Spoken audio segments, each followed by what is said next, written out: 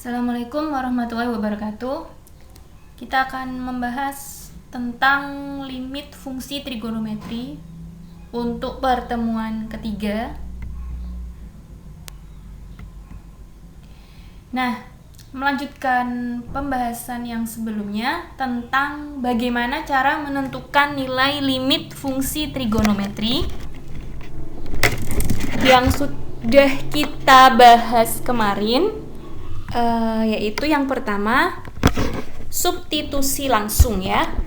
Kemarin caranya kalian bisa langsung substitusi dengan syarat hasilnya tidak boleh 0/0 karena itu bernilai tak tentu. Sudah dibahas. Yang kedua, pemfaktoran ya. Nah, jika disubstitusi hasilnya 0/0, maka sederhanakanlah dengan identitas trigonometri dan cara faktorisasi, atau bisa disederhanakan dengan identitas trigonometri saja atau dengan cara faktorisasi saja ya. Dan itu sudah kita bahas. Untuk yang ketiga adalah menggunakan cara bentuk dasar. Nah, ini yang akan kita bahas pada pertemuan hari ini ya.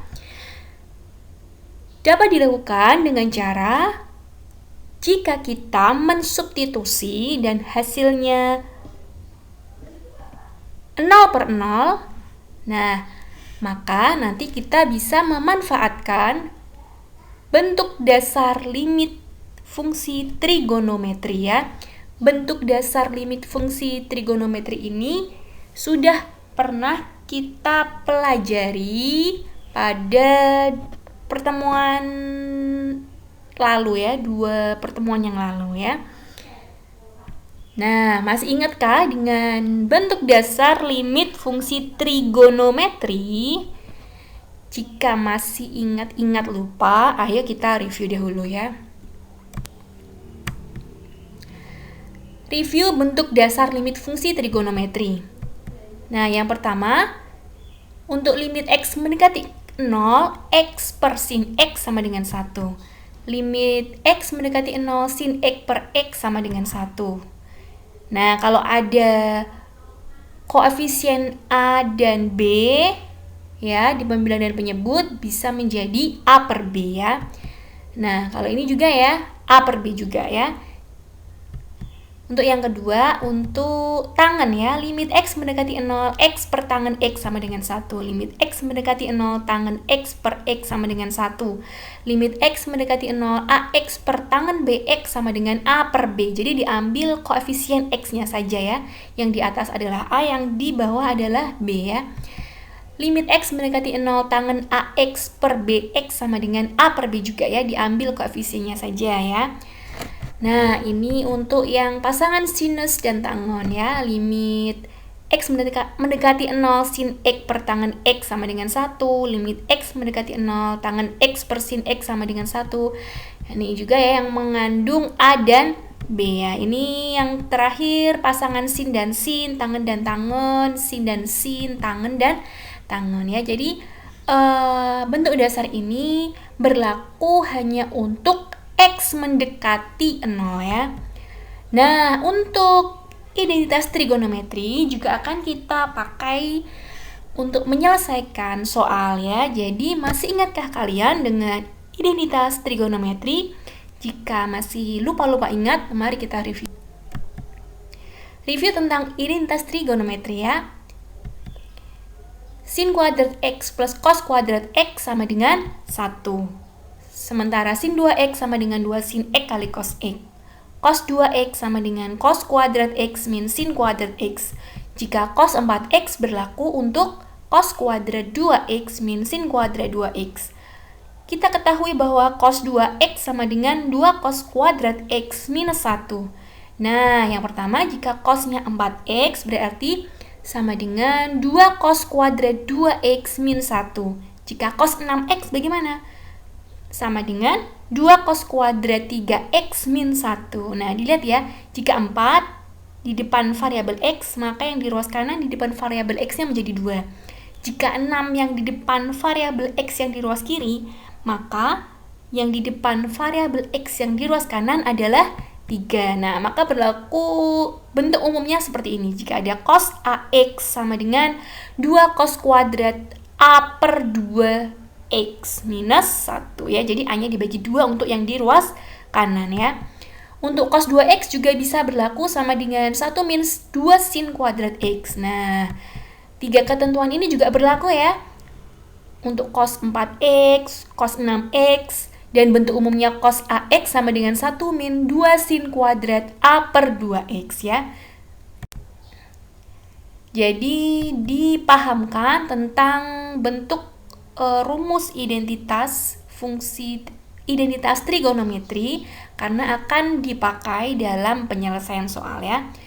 Lanjut tentang contoh soal yang pertama. Jika ada limit X mendekati 0, cos 4X minus 1 per X kuadrat. Nah, yang pertama kalian coba dulu deh dengan substitusi langsung. Hasilnya berapa ya? Jika kita substitusi langsung, X mendekati 0 artinya X disubstitusi dengan 0. Setiap ada X, baik di pembilang dan di penyebut harus disubstitusi dengan 0 ya. Jadi cos 4 kali 0 minus 1 per 0 kuadrat ya. Nah, cos 4 kali 0 berapa? 0 ya. Minus 1 per penyebutnya 0 kuadrat adalah 0 ya. Cos 0 berapa? Cos 0 adalah 1 ya. Jadi 1 min 1 per 0. 1 min 1 sama dengan 0 dan penyebutnya adalah 0. Jadi 0 per 0. 0 per 0 adalah bentuk tak tentu ya. Jadi kita tidak bisa menggunakan penyelesaian ini, akan kita gunakan cara yang selanjutnya yaitu dengan menggunakan bentuk dasar ya. Limit X mendekati 0 cos 4X min 1 per X kuadrat ya. Nah, silakan diingat kembali ya. Rumus identitas trigonometri. Jika ada cos 4X bisa bernilai 2 nilai di sini. Yang pertama, cos 4X bisa sama dengan 2 cos kuadrat 2X min 1. Yang kedua, bisa bernilai 1 min 2 sin kuadrat 2X. Nah, kira-kira mana yang dipakai? Identitas yang atas atau yang bawah? Karena di soalnya adalah cos 4X min 1. Ada min 1. Nah, bagaimana caranya agar min 1 ini bisa dihilangkan? Kira-kira pakai yang identitas atas atau bawah ya? Nah, cos 4X ini seharusnya menggunakan identitas trigonometri yang bawah ini ya, yaitu cos 4X sama dengan 1 min 2 sin kuadrat 2X. Nah, kalau kita substitusi cos 4X-nya menjadi 1 min 2 sin kuadrat 2X. Lalu minus 1 per X kuadrat. Nah, jika min 1 yang di belakang itu kita taruh ke depan, jadi 1 min 1 min 2 sin kuadrat 2X per X kuadrat. Nah, 1 minus 1 kan 0 ya, habis ya. Jadi kita bisa menghilangkan nilai satunya yang tadi ya. Nah, menjadi limit X mendekati 0 minus 2 kali sin kuadrat 2X per X kuadrat ya. Lanjut, minus 2-nya kita taruh di depan ya. Oh, maaf, ini harusnya masih ada tanda limitnya ya, limit X mendekati 0 ya, kurang penulisannya ya. Jadi min 2 dikalikan limit X mendekati 0 ya. Sin kuadrat 2X artinya apa? Sin 2X dikali sin 2X, perkalian berulang ya. Sementara di penyebutnya ada X kuadrat, artinya apa? X kali X. Nah, sama dengan minus 2 dikali 2 dikali 2 dari mana? Minus 2 ini berasal dari yang paling depan ya. Sementara sin 2X per X sama dengan 2 ya, yang diberi tanda hijau. Dan sin 2X per X yang diberi tanda kuning sama dengan 2. Nah, ini adalah menggunakan rumus bentuk dasar limit fungsi trigonometri ya. Jadi min 2 dikali 2 dikali 2 sama dengan minus 8 ya. Lanjut ke contoh yang kedua. Limit X mendekati 1, 5X minus 3 dikalikan sin X min 1 per X kuadrat min 4X plus 3 adalah, nah, sama kita coba dulu dengan cara substitusi langsung. Jika kita substitusi X mendekati 1 artinya X sama dengan 1, setiap ada variabel X yang diberi tanda merah, silakan disubstitusi dengan nilai 1 ya. Jika kita substitusi menghasilkan hasil seperti ini, 5 kali 1 min 3, kali sin 1 min 1 per 1 kuadrat min 4 kali 1 plus 3 ya. Menjadi 5 dikurangi 3 dikali sin 0 per 1 min 4 plus 3. 5 kurangi 3 adalah 2, dikali sin 0 adalah 0. Di penyebutnya ada 1 dikurangi 4 ditambah 3 yaitu 0 di penyebutnya ya. Yang di pembilang ada 2 kali 0 adalah 0 per penyebutnya tetap 0 ya. Kita peroleh 0 per 0. 0 per 0 adalah bentuk tak tentu. Jadi kita bisa menggunakan penyelesaian ini. Akan kita gunakan bentuk dasar limit trigonometri ya. Nah, ini bentuk dasarnya. Nah, ini soal yang sama ya dengan yang tadi ya. Limit X mendekati 1. Nah, 5X min 3 kali sin X min 1 per X kuadrat min 4X plus 3. Nah, yang di penyebut ini kita faktorisasi ya, agar nilainya tidak sama dengan 0. Karena kalau kita langsung substitusi, pasti nilainya sama dengan 0 ya. Sementara tidak boleh ya, per 0 ya, karena bentuknya tak tentu. Kita faktorisasi dulu ya. Faktorisasi X kuadrat min 4X plus 3. Nah, lihat ya, 3 ini yang dilingkari sebagai acuan untuk mencari M dan N, di mana M dan N sama dengan 3 ya. Kita cari dua bilangan yang hasil kalinya 3. Sementara yang tengah ini adalah hasil tambahnya. Kita cari M ditambah N yang hasilnya sama dengan minus 4 ya. Coba ingat lagi cara melakukan faktorisasi. Nah, akan kita peroleh M-nya minus 3 dan N-nya minus 1. Min 3 dan min 1 jika dikalikan adalah 3. Min 3 dan min 1 jika ditambahkan adalah min 4 ya. Jadi hasilnya min 3 dan min 1, maka faktornya adalah X min 3 dan X min 1. Nah, di penyebutnya kita ganti dengan X min 3 dikalikan X min 1 ya.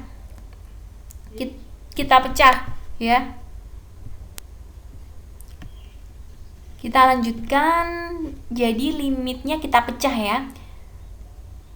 Limit X mendekati 1, 5X min 3 per X min 3, kita pecah dikalikan dengan limit X mendekati 1, sin X min 1 per X min 1 ya. Nah, yang di depan ini kita lakukan substitusi langsung ya, karena tidak menghasilkan 0 per 0, jadi tidak masalah ya. Coba kita substitusi ya.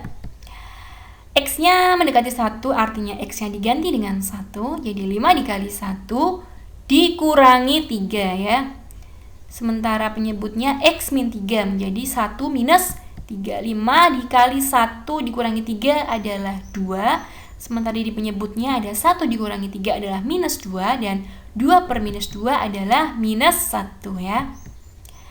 Nah, untuk yang limit X mendekati 1, sinus X min 1 per X min 1, kita tulis tetap sama ya dengan yang di atasnya ya. Jadi di baris terakhir kita peroleh minus 1 dikalikan limit X mendekati 1, sin X min 1 per X min 1 ya. Nah, coba kalian substitusi langsung ya. Coba kalau disubstitusi langsung, kira-kira hasilnya 0 per 0? Tidak ya. Nah, coba kita substitusi langsung ya. Kita substitusi langsung dengan X-nya sama dengan 1, akan menghasilkan 0 per 0 ya. Karena di situ sin 0 adalah 0 per 0. 0 per 0 adalah bentuk tak tentu ya. Jadi kita tidak bisa menggunakan cara ini karena hasilnya adalah tak tentu.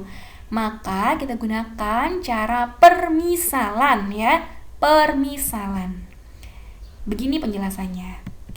Nah, kita tulis lagi sama ya. Min 1 dikalikan limit X mendekati 1 sinus X min 1 per X min 1 ya. Variabel di sini adalah X. Variabel X ini akan kita ubah menjadi variabel T ya. Dengan memisalkan ya. Kita misalkan. Jadi yang kita lingkari biru adalah X min 1. Kita misalkan menjadi sama dengan T ya. Coba kita coret-coret sedikit ya. Jika kita jabarkan X minus 1 sama dengan T, maka nilai X sama dengan T plus 1 ya. Karena minus satunya pindah ruas menjadi positif 1. Ini hanya sebagai coretan saja ya. Nah, untuk batasnya juga kita ubah ya, karena kan batasnya masih dalam variabel X, yaitu X mendekati 1. X mendekati 1 ini akan kita ubah dalam variabel T ya. Jadi apa? Kita jabarkan dulu. X mendekati 1, X-nya kan kita boleh ganti dengan T plus 1, seperti yang kita peroleh dari coret-coretan di atasnya ya. X diganti dengan T plus 1, menjadi T plus 1 mendekati 1. Kemudian jika nilai 1 yang di ruas kiri kita pindah ke ruas kanan, akan menjadi negatif, maka menjadi 1 minus 1. 1 minus 1 adalah 0, maka menjadi T mendekati 0. Sehingga X mendekati 1 bisa diubah menjadi T mendekati 0 ya. Maka akan kita lanjutkan penjelasannya dengan soal yang sama. Minus 1 dikalikan limit X mendekati 1 sinus X minus 1 per X minus 1. Minus 1-nya masih tetap. Nah, di sini kita ubah yang tadinya bervariabel X, kita ubah menjadi variabel T semua ya. Limit T mendekati 0 ya. Dari X mendekati 1 menjadi T mendekati 0. Penjelasannya ada di bagian kiri. Sinus X mendekati sinus dalam kurung X minus 1 menjadi sinus T per, di penyebutnya ada X minus 1 berubah menjadi T. Penjelasannya ada di sebelah kirinya ya. Jadi min 1 dikali limit T mendekati 0 dikali sin T per T. Min 1 dikali. Nah, ini kita mengingat kembali rumus bentuk dasar limit fungsi trigonometri jika ada limit X mendekati 0 sin X per X sama dengan 1. Nah, bagaimana jika variabelnya bukan X tapi T? Sama saja ya. Hasilnya sama 1, hanya beda variabel. Jadi, min 1 dikalikan 1 adalah minus 1. Jadi, kesimpulannya limit X mendekati 1, 5X min 3 dikali sin X min 1 per X kuadrat min 4X plus 3 bernilai minus 1. Nah, demikian penjelasan dari limit fungsi trigonometri menggunakan penyelesaian cara bentuk dasar limit fungsi trigonometri.